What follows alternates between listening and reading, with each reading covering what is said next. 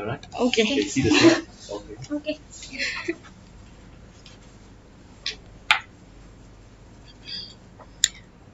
Before I start, let's see if I can do something here.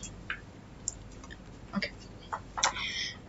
So let's go. Continuing. And then we have utilization of chemical pesticides. As some of you know, monoculture has a huge problems in accumulate pests because you pretty much increase the availability of one single source for a specific insect. So the demand increase, then you pretty much enhance the overpopulation of that insect. So the insect normally they are not considering pests. They assume the status of pest doing the overpopulation because they have a lot of supply. So and talking more on the aquaculture, which is one of the industries that has developed in the last 20 years. We are having a problem now, which is the overfish supply. As probably you guys know, most of the fish meal that is used comes from the ocean, right? So today they feed wild catch fish to produce the fish meal, then they fed on the farm fish. This was working until the 90s and 2000s, but recently with the increasing demand, especially on the tropics, fish farms, they are very cost efficient because they don't need to do any manipulations on temperature, pH. They pretty much use the ocean to raise those fish, and the supply, the demand for more fish meal caused a huge overfish in our oceans. So as you can see in the graph, according to also FAO in 2018, that's the most recent reports that we have. The demand for fish meal is increasing, but the fisheries that has the supply for that is decreasing. It's not meeting the demand. To be more specifically, it's about 1/3 of production that's going down, and this is not getting better and better. It's actually getting worse. If you see the last reports about the prices of soy meal and fish meal, the price is getting higher and higher year by year, especially now with the COVID, where a lot of the crops got lost during the isolation process in the developing and undeveloped countries.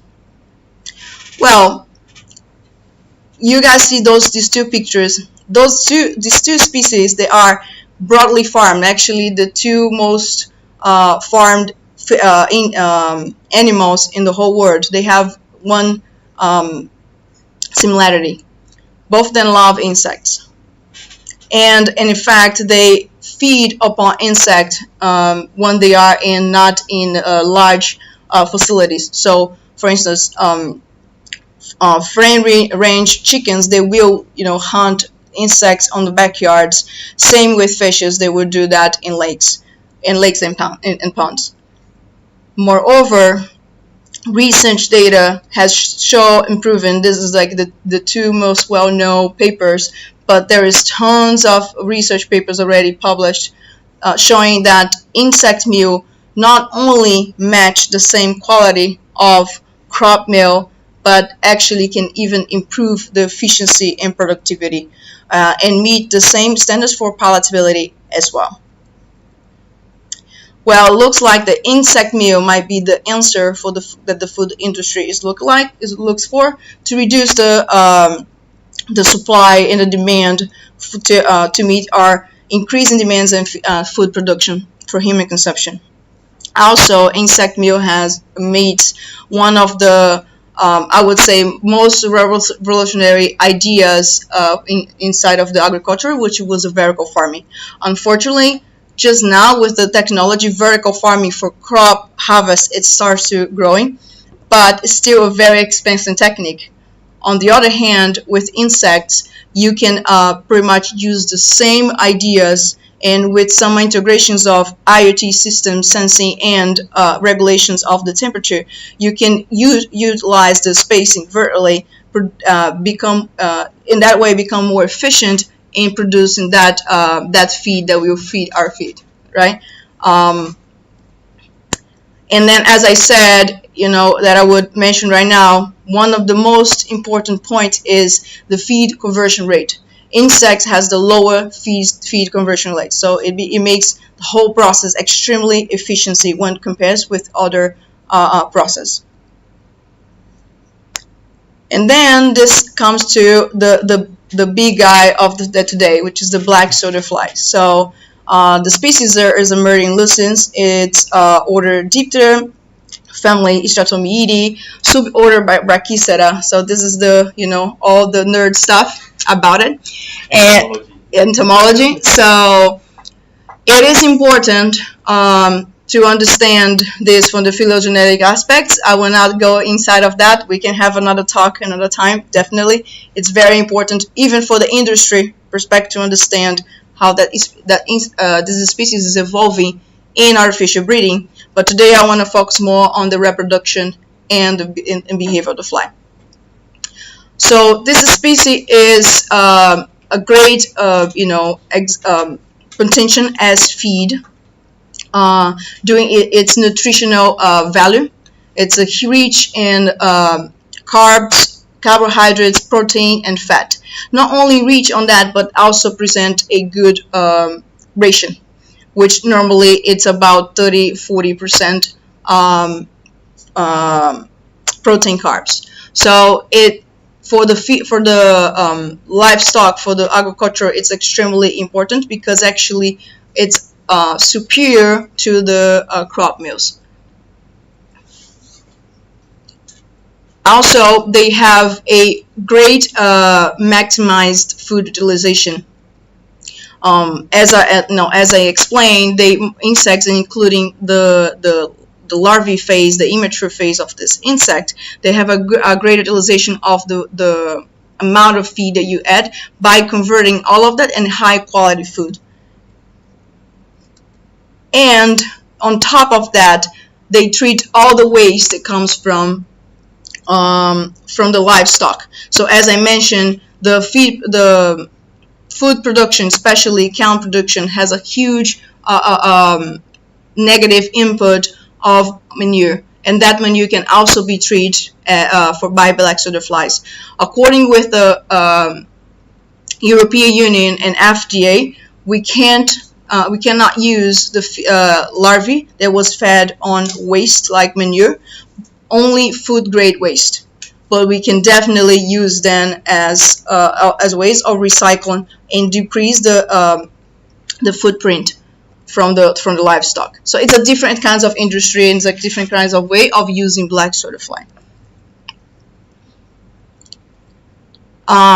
Moreover, black soda flies was the first insect officially approved by the Association of American Feed Control Officials. This is actually the association inside of FDA that approves the utilization of a certain kind of novel food as a feed ingredient. So that's how important that is. So in 2017, they approved for salmon species, and in 2018, after a huge negotiation fight, they approved for poultry. Now they are on the way to approve for pigs. Yeah, it's on the process of that. Now talking more about the insect itself. They are considering non-sinotropic insects, which means they are not related to human habitations. Therefore, they also are not associated and transmit pathogens. Okay, so this brings there's a lot of work with houseflies, right? Black soda fly is not the only insects being studied as a feed alternative, but black soda flies is the ones that might not cause any nuisance or healthy, it will be never threatening to the health security. Also, they are non-feeding adults. So let's say when you see most of the production, especially houseflies, they need feed, especially when you go to houseflies or blowflies, they need a protein source. If you guys breed them in the lab, you have, in order to get eggs, right? In order then to mature the eggs, they have to have a source of protein during the immature stage. For black soda flies, they don't need water, they don't need any food resource. I'm not saying though that they don't feed on, okay? So those flies, they are actually nectar feeders, and they have a very rudimentary mouth parts, but they don't break down food, and they don't have a developed digestion system. They actually have what's called crop, which is very, very rudimentary place to hold pretty much liquids, okay? And the most interesting part about this insect is the mating system lack based. So there is one single paper published by Tombole and Shepard in 2001 where they report the lekking behavior. I will be talking about that in the following slide. Another thing that is very interesting about this insect, the male, the system is called polygenic. It's a polygenic mating system. What that means that males will attempt, I'm not saying that they will, but they will attempt to mate more than once, while females normally mate only once. This is not a rule, and this is based only in data that was collected in artificial breedings. That's also important to have that in mind. Speaking more about lekking behavior, well, there is, plenty of studies with birds. Normally you will see birds in National Geographic, birds in a special arrangement where the promiscuous males will aggregate at the mating site, or we call lekking arena, and monogamic females, right, will visit by, will pass by, and that's when the copula happens. Depending on the kind of mating lekking system that you are observing, you might have or you might not have female's choice. But honestly, it depends, and there's three main kinds of lekking. The ones that you will be talking today, it's what we call landmark lekking. So which is the ones that's the most common for insects, and it's also the one that's observed for black soda fly. Unfortunately, there is no paper description on it. There is like 2 or 3 papers. One of them is the tumbling. The other one is the a lot, and another one is for the Tinders in 1983. Very, very old one where they described not actually black soda flies, but the same gender. So yeah, there's that's one of my points in the future. Maybe do a descriptive in this field, because it's extremely amazed. Well, landmark and lekking, it's pretty much the males will based in clues on the area. So it can be height of the leaves, it can be different in the ground. It honestly depends what kind of what's the area of the geographic area looks like. But the most important point about lekking in any kind of, it's a male aggregation towards the copulation. There is no substrate involved. And this is very, very important when we'll be talking about our last slides about industrial applications. As more artificial breeding you start to put on this species, you migrate them from lekking to swarming. Okay, which is lekking, you have dispersed in a wide environment. As more you put it in small densities, you actually push them to behave as mosquitoes, which is in swarming. So we will talk a little bit more about that further. I don't want it to get lost, but just having this in mind. So yeah, what we have from the one single observation, as I said, from Jeffrey Tombole and Shepard, is they will distribute in leaves, and normally the fly of this species is about 1.5 meters from the ground. That's also very important information, that It doesn't matter how high, you know, you're placing those flies. They are able to fly for about 1.5 meters, and this is related to the capability of grab the females and copulate, as you can see in the picture inside of that the jar. Well, when you mass produce an insect, especially black soda flies, you don't sell the adults. What you sell and you need is the larvae. So where do the larvae come from that is becoming more and more valuable in the marketing? With the last time that I saw, it's about 30 billion market until 2026. I don't know how reliable is that, but that's like the numbers that it is on the last report that I read. So, well, in order for you to answer where the life comes from, we have some research questions to address too. How the reproductive tract morphology look like? Like, so how does those flies, how is the mating and the copula of these flies, and what is the sexual strategies that these flies use to reach reproductive success? So it's male investment towards the sperm. What is the phylogenetic relationship between the suborders or families related to? Then we have fertility and fecundity, where you have what is the male and female strategy for optimal fitness. What is the diet? How diet impacts on that?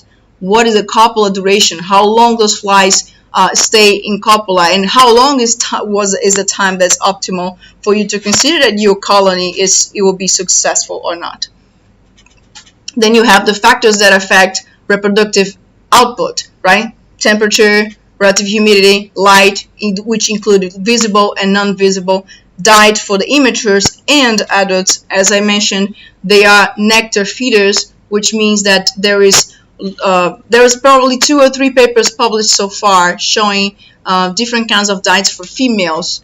However, they could not find out so far to increase the number of neonates. It doesn't matter if you wanted to make the females more fecund, which means more eggs. If you don't get, then fertile.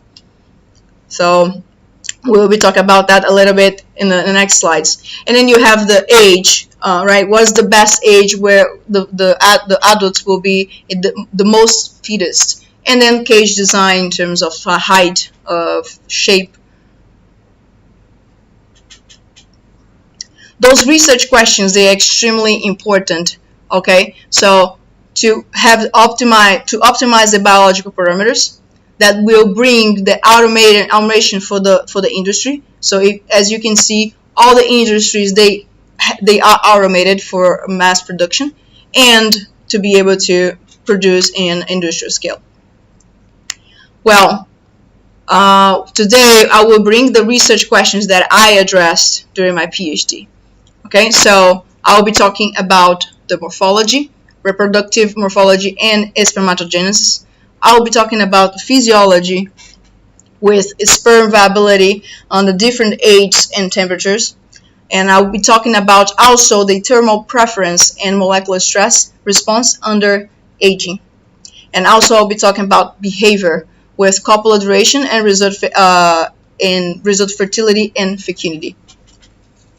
So starting with the reproductive morphology and spermatogenesis, when I started my PhD with Dr. Tombolay, it was very interesting because actually I came there to do forensic entomology, and then I fell in love by BSF and the whole concept.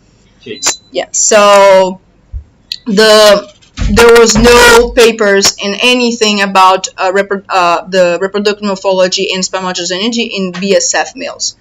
Nobody knew when the spermatogenesis would start, how the sperm would look like, what is the size of the sperm, and what is the physiological implications and industrial applications with all of this data. So I accepted the challenge. Let's do it. Let's describe the male reproductive tract, sperm size, and ultrastructure.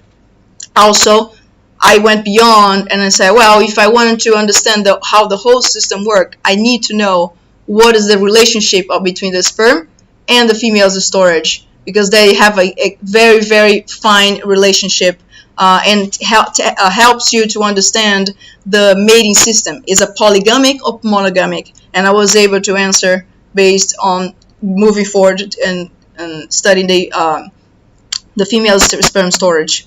And also I described the whole spermatogenesis as adult age, and also during the larval stage.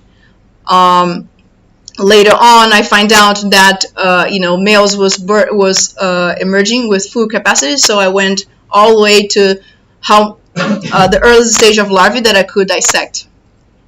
Well, this is my results. You can also find the whole paper. It was published last year.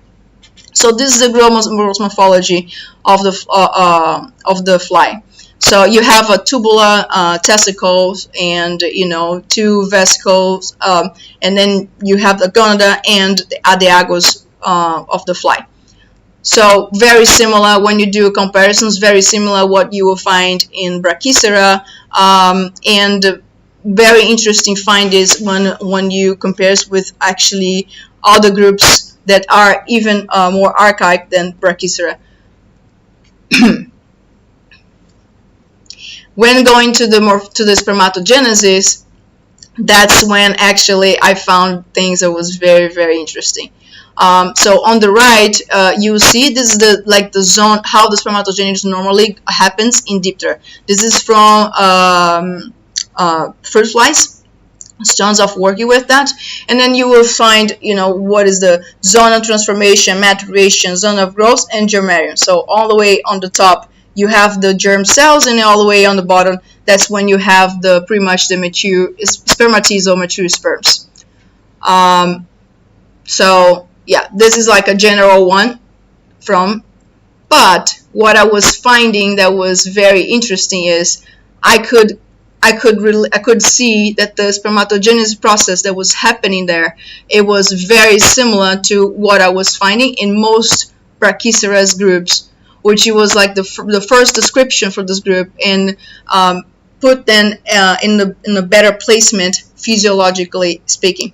What is the industrial applications of that? It helps me now to go through other insect models that was already published and get the data, especially there is how can I say, some industries that they do mass production of other flies, that when you get this kind of information you can correlate it with that and make some assumptions without developing further studies, without spending too much time, because if they follow the same process of spermatogenesis, you might find the same process and same evolutionary process in other species. Something that I would like to point it out is these flies had less than 24 hours old of emergence, so eclosion, and as you can see they have fully mature sperms, and that brought me to do further investigations with the pupae, and I found out that actually the spermatogenesis in this species happens in the third instar larva, extremely early. What that means in terms of for the industria, it means that whatever you wanted to improve your fertility, you should start in the mature stage. It doesn't matter what you do during the adult phase. So that was one of the main conclusions from this work. For the sperm morphology, we find out that they have really, really long sperms with 800 and 900 micrometers. It's extremely long. Yeah, very, very long. So it's like 15 times the size of the human sperm. It's pretty long. So what that tells us, the size of the sperm, how much a male will invest in the sperm, tells us what kind of sexual selection it's happening over there. I'll discuss that in the next few slides. So this is the sperm head, and they also perform what you see, across the whole animalia, which is the sperm bending wave propagation. So that, evolutionary speaking, this is very interesting. Across the whole orders, from insecta to humans, they perform the same kind of movement of moving through the fluids. So talking about sperm structure, this was also the first report where we could see that they have what is the normal formation, which is 922, which is 9 centimeters in the middle and 2 in the corners, as you can see in the scheme on the right. And this is also a fit then exactly on the inside of the group Brachycera. The one more time confirming the phylogenetic placement. They have these really weird structures that's part of the mitochondria that we think that is for balance for the sperm, because the sperm is so long that they have to invest in huge centrometers for balance, and huge also mitochondria for ATP energy production. And then comes for the female storage. Well, this is a paper that was published recently and kind of confirmed what I had shown. If you see, they have 3 capsules. When you go through the literature review, females with this kind of spermatheca are females with a monogamic behavior. We have been saying that from observational studies that females probably only mate once. From this study, it's very likely that they are evolving, maybe artificially. Remember that those flies came from an artificial system. Maybe artificially they are evolving to be monogamic. And then you say, how that you can evolve in a few generations? There is a study with fruit flies where they did 2 different population densities. One, females were highly polygamic, and the other ones, females were highly monogamic. The ones monogamic, they had 3 spermathecas. The ones polygamic, they had 4. So yes, you can address allocation investment based on the environment, the environment's pressure. Well, so is BSF under sexual selection? Well, apparently yes, but not a strong one. Individuals with a high strong selection, normally they tended to invest less in the quality of the sperm and more in numbers. If they're not investing in a large number of sperm, what this tells us that the competition between males are reduced. Therefore, one more feature that females probably only mate once and males will mate multiple times. So if the females were not mating more than once, it means that they don't need to invest strong in the sperm, because the sperm doesn't need to compete with other sperms inside of the spermatheca. That's the meaning of it. Well, as I said, spermatheca shape may indicate a possible mating system under artificial breedings. I'm extremely curious to collect some females on the wild and see how the spermatheca will look like, because I think that they are not monogamic. I highly believe that they will be polygamic based, insect model in general. Monogamic is not something that you observed in insects in Diptera in general. Then my second chapter was moving for sperm viability, so in different ages. So I would like to see, is the sperm becomes less viable as the males age, and would temperature impact on that? So especially in artificial systems, right? So if you have a huge peak of temperature, would you completely disturb the performance of your flies, or they will be okay with that? So what we call heat stress. So as you can see, viability had a huge variation within the groups, but definitely they were the largest group that was the most viable. It was around 4 days old, what I call 96 hours. Okay, so how that impact the understanding? Well, just viability doesn't tell us a lot. Then you have to go to the other concept, sperm count. So what you want is the insect that has the highest number and the most viable, right? So when you see that 2 days old, it was the ones not with the highest sperm count and with the highest viability. So in artificial breeding, what is the meaning of that? A lot of industries today, what they do is a multiple batch release. They will release just flies inside of the cages and let them mate. The data that was produced was, published by this paper tells you that actually if you have multiple ages, you might be, maybe you're making your cage underperforms, right? So you have males there, they are competing with other males for females, they are not in the best performance. So that's another thing that you can capture from that. And this is the correlation that I did with sperm viability and the sperm count. So as more the numbers was getting higher, the sperm viability was decreasing. So the viability was negative, not negative correlated, but the correlation was not very strong. So 0.3. So as more that I was doing the tests, I noticed that the amount, the viability will be decreasing. But initially, yes, the viability will increase as the numbers will be increased. But that's not something that you will observe throughout the experiment.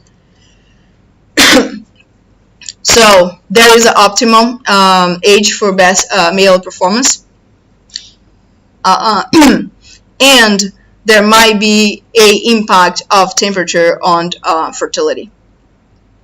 So then I noticed that there was a not a strong impact of temperature on the viability. I would like to see in a molecular way if there was a heat stress on it. So I would like the two main heat stress protein evaluated. It's 70 and 90. So there is a study that made it with the larvae, and I would like to see if we would observe the same with adults. So I evaluate the thermal regulation using a thermal gradient with females and males, and also I did a heat shock protein study to see what is the stress response. So this is a thermal gradient that I used, a very simple one with hot water on your left and cold water on your right, and I have some thermal nodes where I could get the temperature, and that's the thermal nodes, and then I place the flies in the middle, and I calculate the temperature based on XY coordinate. To make my life easy, not doing that input on hand, I use a F.U.N program, which was like record the movement of all of these flies, and they calculate the temperature based on the coordinates. And here it is. So the temperature, again, very high variable. The thermal preference across the ages, but what we observed, it was males, they would have a higher tolerance to temperatures compared with old males. On the other hand,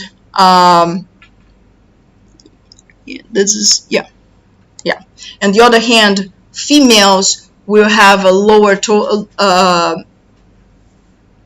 it will have a higher tolerance for temperatures. Well, what we know from the physiology of females is they need 48 hours to mature the eggs.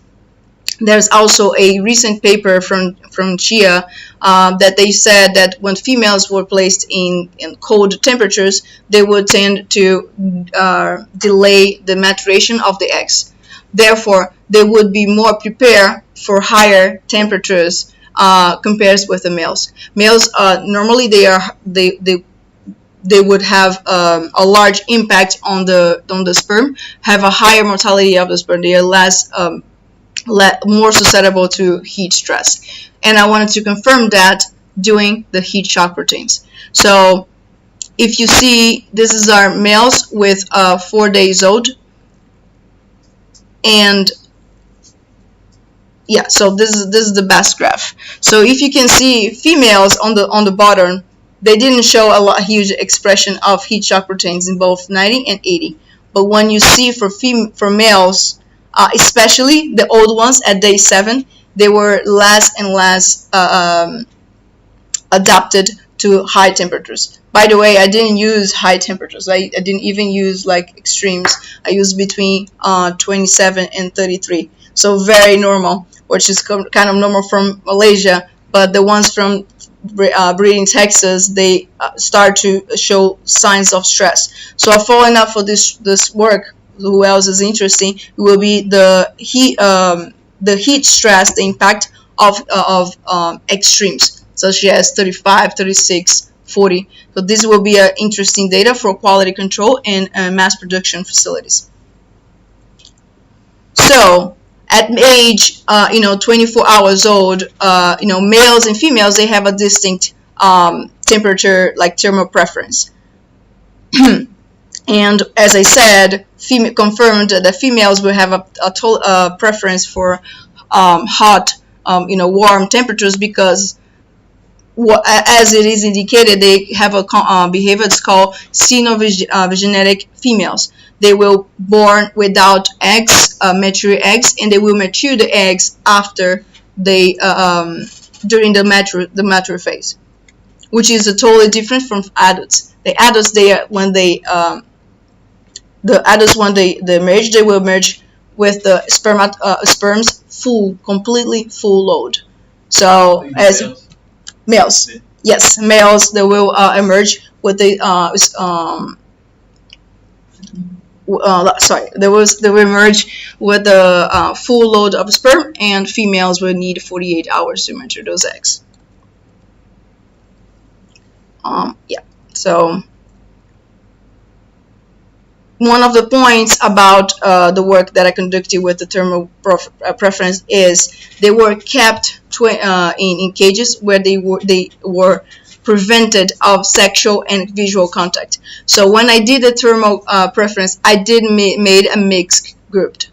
So it will be interesting for future data to do a mixed group in thermal preference, because those groups, as you know, they aggregate in lekking, and those thermal preference might change if they have a presence of conspecifics from other sex. As I say, young males had a strong thermal response. And the last part of the data will be the copula duration and the result fertility and fecundity. So I would like to assess the impact of copula duration or fertility and fecundity of BSF, and also assess the copula duration impact on fertility at different age groups. So as you can see, the number of eggs was related to the female's age, which kind of confirms what I said in the last chapter, right? So females need a little bit of time to mature the eggs. So if you try to put females, the younger, like 24 hours or 48 hours to mate with males, you will not collecting a lot of eggs, because most of those eggs were not mature. So the best would be females between 3 to 4 days old. However, when I did different ages, I couldn't see a difference on time of copula. So the time of copula was not impacted, but impacted the number of eggs that I collected. On the other hand, when I used young males, I got more hatched eggs. So as you could remember the viability of the data from the beginning, 48 hours was the ones with the highest number of sperm, and the highest number also of viable sperm. Therefore, this is actually was an extra project that I conducted with another Brazilian student, and this was kind of confirmed all the previous chapters about sperm viability. So young males at 48 hours, they would improve the performance of the cages instead of you have old or even mixed adults. What I did was, okay, so I noticed that old females will produce more eggs, young females will produce more hatch. Let's mix them and see what is the best groups. So what I found out was females females by the hatched eggs, it's on the left, and then if you can see is females by males. So females is on the bottom, males on the top. So I did 48 hours females with 48 hours males, 72 hours. And what I found was 48 hours females and 48 hours males had the highest hatch.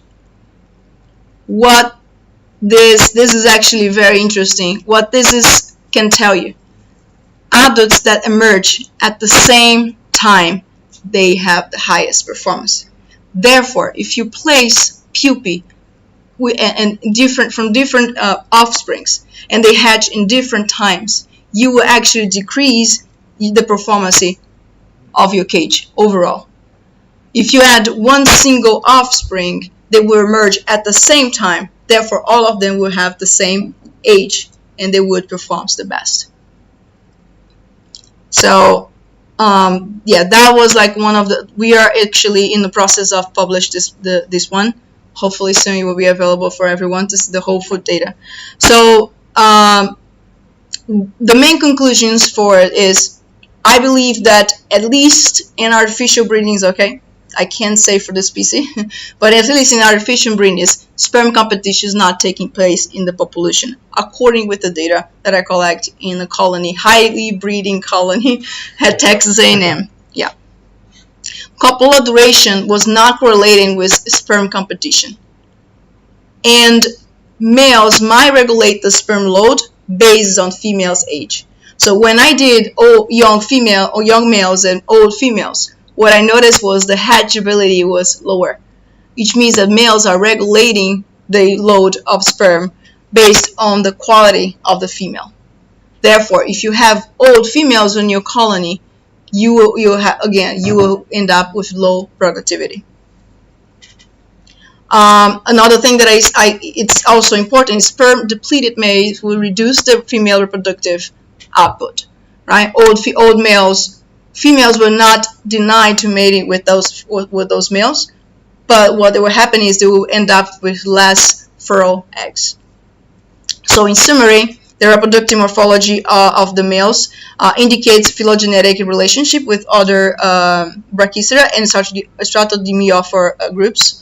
The spermatogenesis, viability, and copula duration study indicate that males are in the highest performance at 48 hours old, and males at this age will adjust the temperature in absence of females. That's what the data indicates. So again, this is a temperature preference. It's a really, really interesting study that the industry should be pursuing, especially if they wanted to optimize the productions and making sure for quality control purpose that we don't have any impact over generation with overheating of facilities. So industrial applications of all that data that was mentioned today. Mass production and business models are based on the current knowledge, right? So, which means they are performing the same mistakes from the traditional food industry. When agriculture starts, they didn't know about genetic manipulations, improving feed conversion rate, large mass productions. They didn't know about that lights would improve hatchability of eggs in poultry.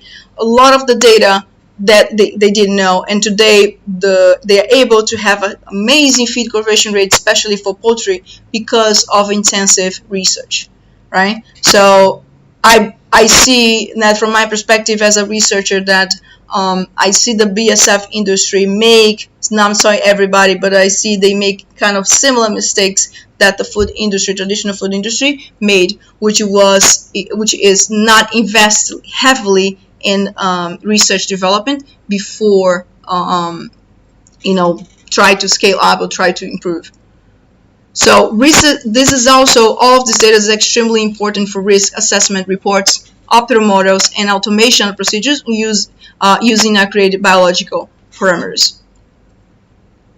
So one of the points that the data can be used is artificial breeding sites, cages. So is the optimal cage for BSF rounded, square, narrow, right? Based on the reproductive behavior, you can figure it out doing R&D development. What is the best abiotic conditions? What's the temperature? What's the relative humidity related to the temperature? What kind of light, especially the ones that go in for indoors, we should be using? What actually is the spectrum of light? We know the spectrum of light tends to the non-visible light, but how much of that non-visible and visible light, those artificial lights, should be composed? Those are very, very valid questions, and that are relying on the physiology and the spatial orientation of the fly. Another thing is, what is the best population density per cage that you would reach the optimal, right? So this is a fantastic paper produced by Hawk in 2019, where he did, saturation and density on cages for performance, and what he found out was density would improve the amount of flies per meter squared, would improve the eggs weight per cage, but also the saturation of the population that you can manipulate, by the way, based on the emergency physiology of flies. Males, they emerge first. According with this data, around 40% of the population that emerge in the first 2 to 3 days are males. And then you start to, after the day 4 or 5, that's when you start to have a 50-50 saturation. So if you can manipulate the sex ratio of your population, and if you can also manipulate the density, you can improve the performance of your cage.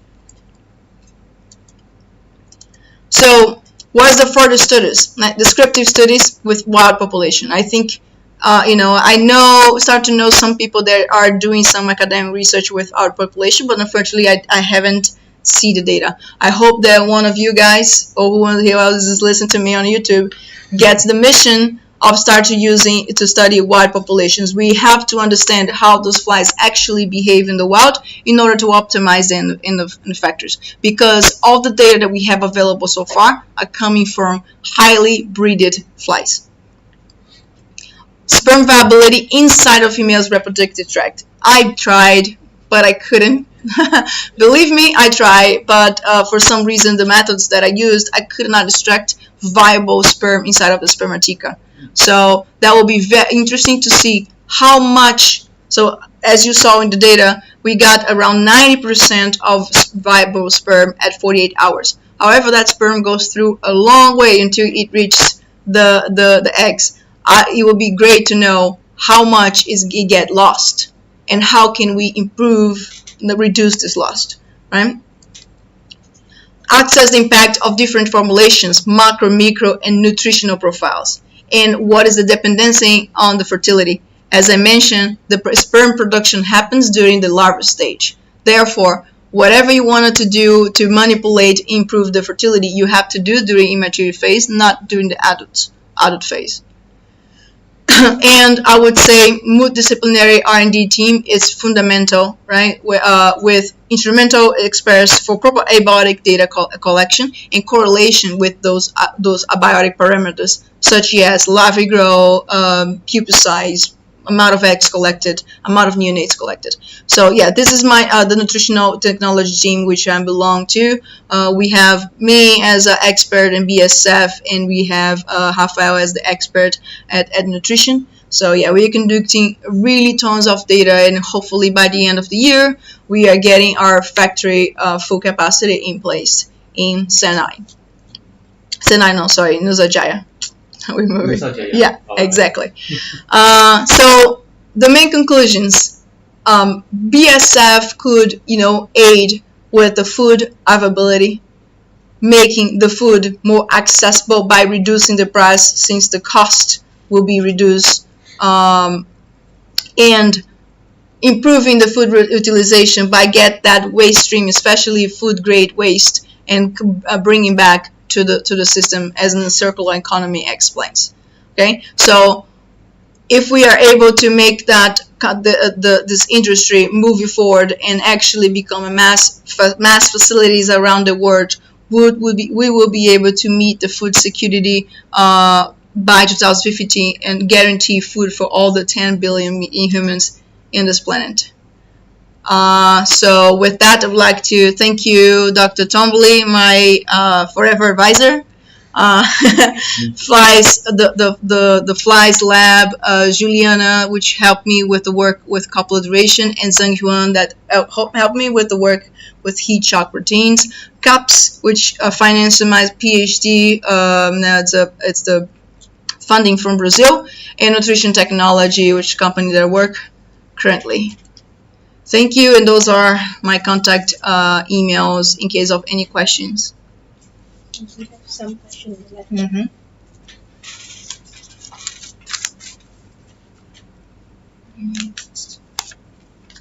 So, question number 1. Are they approved for all kinds of waste bioconversion in the EU? For example, they are only approved for certain kinds of organic waste. Well, there is no legislation in. I mean, I'm not aware of any other legislations besides the European Union. And for all the industries that I'm aware, they only use food waste, food grade waste. Okay, so you can use all the kinds for bioconversion, but you can't sell the larvae for feed, or and for you cannot sell for feed. And in Malaysia, for instance, you also need to be very careful that this food waste doesn't have any contact with pork, so it has to be halal as well. Females 72 hours and males 48 hours have higher number of hatched eggs. Oh no, actually it was 48 hours and 48 hours. So 2 days old. Same age. Be simplistic. What is the best time for mating among the BSF? Morning, noon, evening, and during wet monsoon season or dry hot season, and in a tropical country like Malaysia. From my observations, the mating occurs in the morning, mostly between 9 a.m. and 11 p.m. It would actually depends of the intensity of the sun.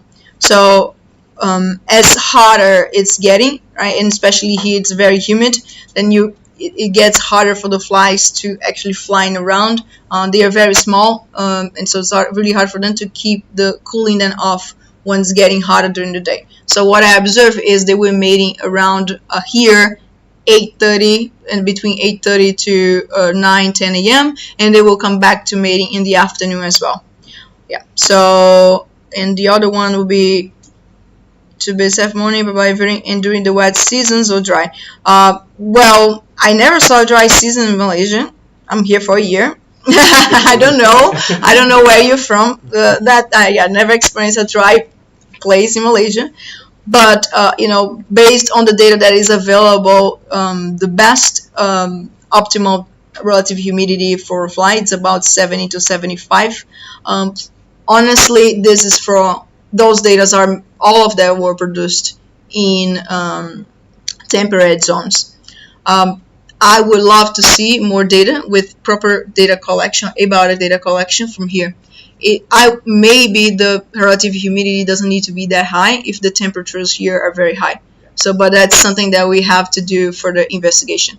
If you're going to do it indoors, I would say keep your temperatures around 30, 33 and 70% of your relative humidity. But if you're going to outdoors, yeah, there's a lot of other stuff that's going on that can impact your performance. The female fruit flies in the study involved more spermatic. Is that like inbreed and growing sings fingers? Can I clarify? It sounds like a silly question, but I really want to ask, okay. What's the difference between mutating and having 3 of organs that you used to have 2 of, and evolving? Because I don't know the difference. I'm also not a biologist. Yeah, honestly, it can happen. So yeah, it can go in a. So what happened in this experiment, honestly, is they forced the feature to show off. They forced that. Yeah, it can be going through mutation and can be also go as evolution. They again, it was a very highly inbreed population, but I believe that it was a evolutionary process based on the features of both reproduction features. But anyway, yeah, that's for me it was very interesting to see how that, and there's other studies, by the way. That was like one example. There's other studies where the females changed not only the number of spermaticas but the shape, because the shape also, there's a amazing paper from 1980. I don't remember right now from my head the author. It's one author from 1980, like spermatica of through insects, and he was showing, like, describing the shapes, and he also showed that the shapes could change in depending of the density. How do you think that an artificially bred colony could collapse over 1-2 generations? Genetic drift, impossible. Through 2 generations, impossible. Through there is a study with fruit flies where they crashed the colony when they reached 33 generations. Right? Yeah, it's a long 2 generations, impossible. Yeah.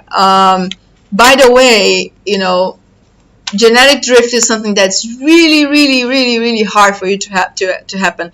Just have in mind that we have highly bred fruit flies and colonies with 1 eye, 2 eyes, red eyes, and they never crash, and they have those colonies for multiple generations. What it has been found for, especially for parasitoids in mass producing parasitoids, it's as less genetic variable is those flies, they have a higher reproductive performance. Okay? What would be a desirable waste conversion? What's that? Oh, kilos. What would be the desirable waste conversion from wet waste to dry larvae? Depending how much you pay on your food. Honestly, if you give them premium food, you can get very, very low, as you saw in for crickets. I think like 1 point something, 2, because they give very high quality feed. So honestly, depending on what is your business model. So yeah, that's a very, very complicated question to give a number. What's an example of high quality? Well, one of the high quality would be like chicken feed. Yeah, so chicken feed you should expecting around 4.